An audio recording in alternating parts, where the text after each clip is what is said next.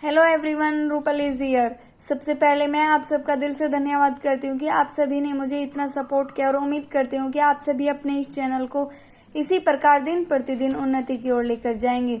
Once again thanks a lot of everyone. चलिए आज की शुरुआत करते हैं। Good morning everyone.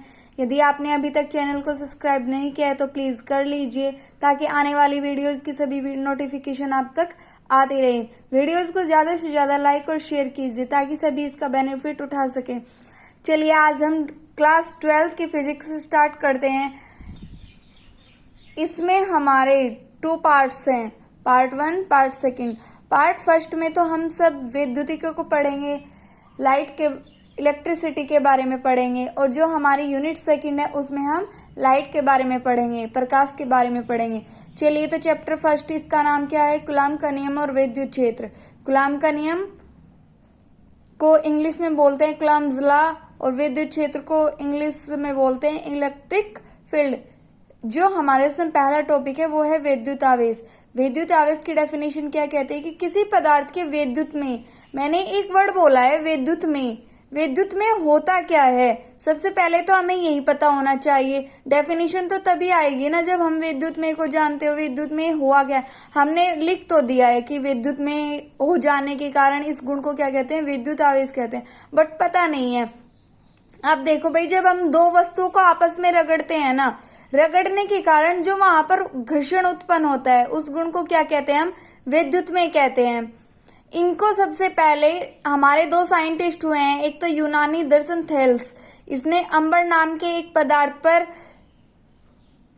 पदार्थ के नाम की एक ऊन थी जिस पर इसने छोटे छोटे वस्तुएं, कागज के टुकड़े, तिनके इत्यादि को देखा था कि ये अपनी ओर इसको आकर्षित कर लेती है। लेकिन इनकी बातों को किसी ने गौर नहीं किया था, नेग्लेक्ट कर दिया था कि चलो छोड़ो, ये तो बकवास कर रहे हैं। लेकिन फिर सन 1600 में इंग्लैंड के गिलबर्ट नामक साइंटिस्ट हुए हैं, इन्होंने फिर वही बात दोहराई। उन्होंने अंबर की तरह जो अंबर नामक पदार्थ था उसी की तरह और वस्तुओं को भी देखा कि हाँ भाई ये गुण है, रगड़ने के कारण उसमें घर्षण उत्पन्न होता है और वो वस्तु को अपनी ओर आकर्षित कर लेती है।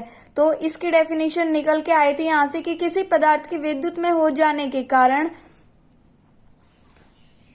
उस पर आवेश का अनुभव किया जाता है, वो आवेश ग्रहण कर लिया जाता है। जो विद्युत आवेश है वे 2 प्रकार के होते हैं, पॉजिटिव और नेगेटिव। धन आवेश को क्या बोलते हैं? धन आवेश को हम इस तरीके से रिप्रेजेंट करते हैं और इसको नेगेटिव।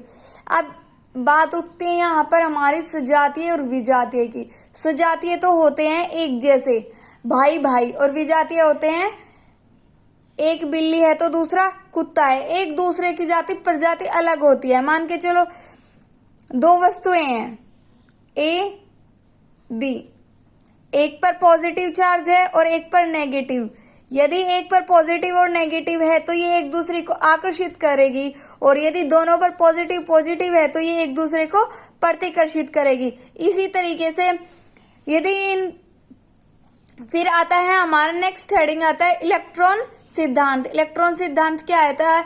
आवेश वाहकों की परिकल्पना को आधुनिक रूप में इलेक्ट्रॉन सिद्धांत कहा जाता है। इसमें 2 बातें हैं, इलेक्ट्रॉनों की अधिकता और इलेक्ट्रॉनों की कमी। ये न्यूमेरिकल में भी पूछा जाता है कि आपको क्वेश्चंस दे दिया जाता है और पूछता है कि बताइए इसमें इलेक्ट्रॉनों की अधिकता है या इलेक्ट्रॉनों की कमी है, तो उसका हमें कैसे पता चलेगा? यदि किसी वस्तु पर आवेश जो हमारा चार्ज है, क्योंकि वैल्यू नेगेटिव है तो इलेक्ट्रॉनों की अधिकता होगी, और यदि वस्तुओं पर पॉजिटिव चार्ज है तो इलेक्ट्रॉनों की कमी होगी। नेक्स्ट टॉपिक आता है विद्युत आवेश का संरक्षण। विद्युत आवेश संरक्षण सिद्धांत क्या है कि ना तो विद्युत आवेश को उत्पन्न किया जा सकता, ना ही नष्ट किया जा सकता है, बट एक रूप से दूसरे रूप में बदला जा सकता है। That's it.